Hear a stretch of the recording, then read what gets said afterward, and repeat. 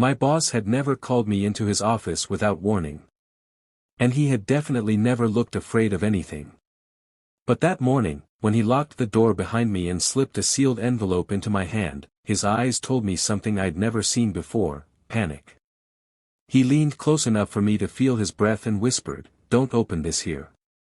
Go home. Pack a bag. Take your daughter. You have 24 hours. Then he turned away, like he couldn't bear to look at me again. I stood there frozen, clutching the envelope like it might burn through my palm. I thought maybe it was some kind of test, a prank, something to mess with my head. But the tremor in his voice said otherwise. Whatever this was, it was real. And it was already too late to pretend my life was normal. Before I tell you what was inside that envelope, I need you to understand something. Once you know what happened next, you'll start questioning the people you trust the most.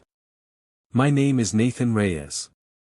I'm 29, a single father raising my 7-year-old daughter, Ava, on the south side of Chicago. She's bright, fearless, and always drawing pictures of us holding hands under a blue sky. She's the reason I breathe, the reason I grind through every long day and sleepless night.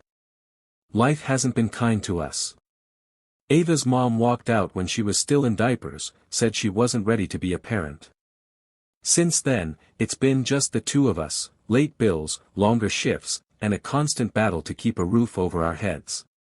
But I kept going, and eventually things started to feel steady. When I landed a job at Stratton Financial Group as an administrative coordinator, it felt like a lifeline. The pay was good, the work steady, and my boss, Rowan Blake, was a man who demanded perfection but rewarded loyalty. Cold, distant, but brilliant. I didn't mind. I respected him. That morning started like any other. I got Ava ready for school, packed her lunch with a little note inside, something silly to make her smile, and promised her pancakes that weekend. I had no idea it would be the last normal morning we'd have. The train to downtown was crowded as always, half-asleep commuters, coffee cups, scrolling screens. I remember watching the skyline rise ahead of me and thinking, maybe things are finally getting better. I wish I'd known how fast that thought would die. The office was quiet when I arrived, too quiet. No phones ringing, no laughter, just whispers. 2 men in suits I'd never seen before stood by the elevators, watching people come and go. Something in their posture made my stomach twist. At 9:14 sharp, my phone rang. It was Rowan's assistant. "Mr. Blake wants to see you. Now." Then she hung up. I tried to tell myself it was about paperwork or reports, but when I opened the door to his office, I knew this wasn't business. Rowan stood by the window, shoulders tense. He didn't greet me. Didn't smile. Just turned and looked at me with eyes full of something I never thought I'd see in him, fear. He said, "Close the door, Nathan." Then he pulled an envelope from his drawer, my name scrawled on it in thick black ink. His voice dropped low. "Whatever happens today, don't panic. Just do exactly as I say." I nodded, confused, but before I could ask a thing, he walked to the door, unlocked it, and said quietly, "Go. Now." I left the building gripping that envelope like it was life or death. The wind hit me hard as I stepped outside, but it didn't clear the fog in my mind. I kept hearing his voice, "Take your daughter, 24 hours." When I reached home, I locked every door and drew every curtain. My hands shook as I opened the envelope. Inside were 3 things: a one-way plane ticket to Durango, Colorado, for that night, a prepaid phone with one contact labeled "Call Only This," and a photo of my daughter, Ava, standing outside her school, taken that very morning. My blood ran cold. I was at work. Whoever took that picture was watching her. There was also a short note, written fast, the ink still smudged. "They know what you saw. Do exactly as instructed. If you stay in Chicago past midnight, they'll come for you and Ava. Trust no one. You are being watched." I dropped the phone onto the couch. My heart pounded so hard I thought it might burst. What had I seen? I worked with numbers, spreadsheets, accounts, nothing dangerous. But if this was connected to Ava, I wasn't taking chances. I raced to her school. She was coloring with her classmates, completely unaware of the storm closing in around us. I signed her out early and told her we were going on a little adventure. She smiled, asked if it was for ice cream. I forced a smile back. On the drive home, I noticed a black SUV in the rearview mirror. It stayed back a few cars, but no matter how I changed lanes, it followed. I took 3 turns, then another. It stayed. My mouth went dry. When we got home, I told Ava to pack her favorite things. She ran to her room laughing, thinking it was a game. Every minute felt like I was racing a clock I couldn't see. The prepaid phone buzzed. A text appeared on the screen, "Do not call until you reach the airport." Then my personal phone rang. Unknown number. I hesitated, then answered. A calm woman's voice said, "They're outside your building, leave through the back. Take 1 bag each. Say nothing. If you want your daughter safe, move now." The call cut. I froze, gripping the counter, the reality slamming into me. This wasn't paranoia. They were watching. Right now. I turned to Ava. "Sweetheart, we're going out the back, okay? It's a surprise adventure." She giggled, oblivious, as I grabbed our bags and guided her down the stairwell. The alley was dark. My car was parked just around the corner. I could hear voices above us, someone speaking into a radio. "Target has moved. They have the child." Every muscle in me screamed to run. I started the car, pulled out calmly, and didn't look back. My only thought was to get to that plane. Hours later, when the plane lifted off, I finally exhaled. Ava was asleep beside me, head resting on my arm. I looked out over the city shrinking below. Chicago, our entire life, was gone.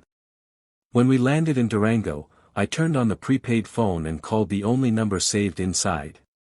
A man's voice answered. "Leave the airport. A black pickup will stop in front. Get in.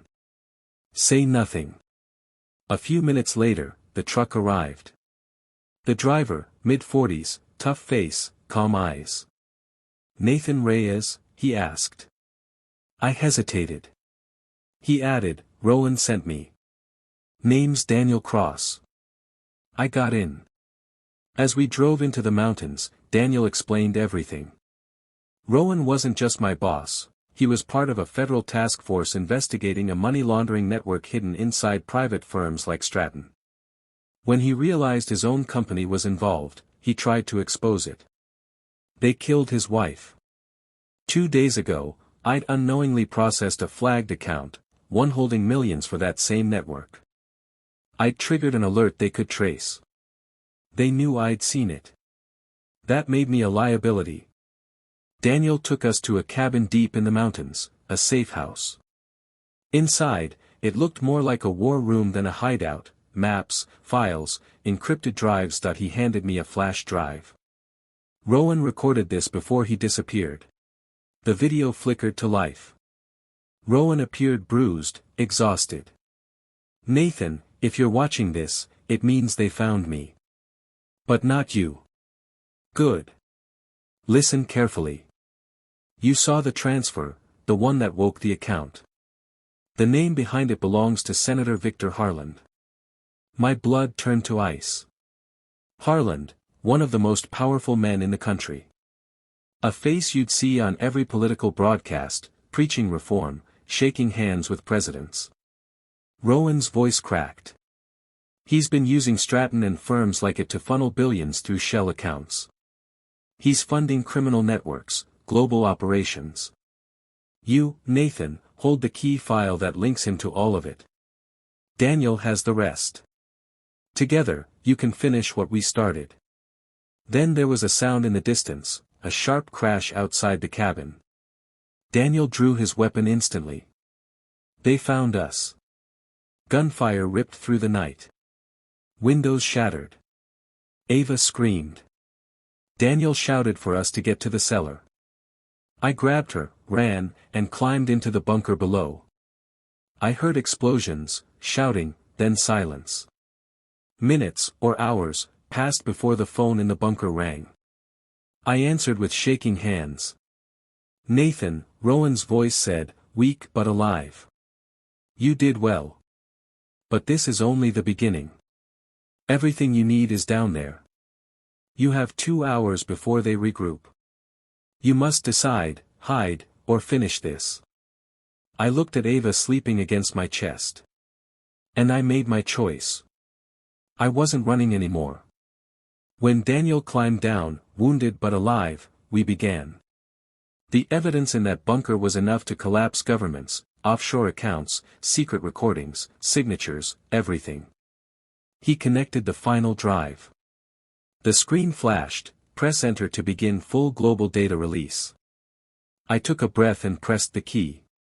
One by one, the networks connected, FBI, Interpol, CNN, BBC, Reuters. The files mirrored worldwide. Within minutes, the truth was everywhere.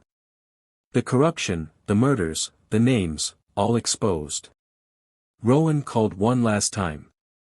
His voice was faint, but calm. You finished what I couldn't. The world knows. Protect your daughter, Nathan. You were never chosen for what you knew, but for who you are. Then the line went dead. By dawn, headlines erupted. Harland was arrested trying to flee the country. Protests broke out. Officials resigned. The system shook. Weeks later, in a quiet cabin at sunrise, Ava climbed into my lap and asked, Daddy, are the bad people gone? I smiled and held her close. They're gone, sweetheart. They won't hurt us again. And as I looked out over the mountains, I realized something. This wasn't a story about running from fear, it was about facing it. About how one ordinary person can stand up to the darkness and refuse to back down. My name is Nathan Reyes. I'm not a hero. I'm a father. And for my daughter, I became fearless. If this story moved you, subscribe and tell me where you're watching from, because the next story like this might be happening closer than you think.